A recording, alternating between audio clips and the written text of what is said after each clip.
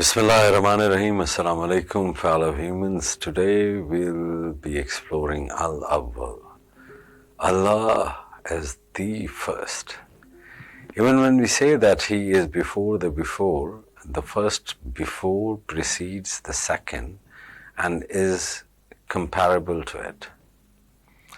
His being first is not at all related to that which comes after Him, which is all existence, seen and unseen. We should not think that while He is the first, there is still a second. There is none like Him.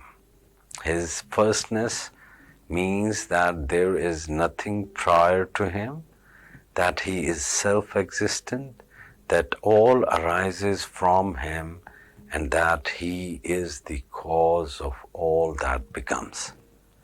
By the grace of this attribute, the good servant should be the first in devotion, in worship, and in good deeds. So who is Abdul Awal? Abdul Awal is the servant who has been given the secret of the beginning and the end of everything.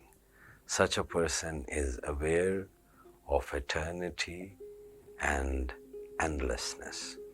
Whoever remembers to recite this name 37 times before starting an important task may succeed more fully. Assalamu alaikum wa rahmatullahi wa barakatuh.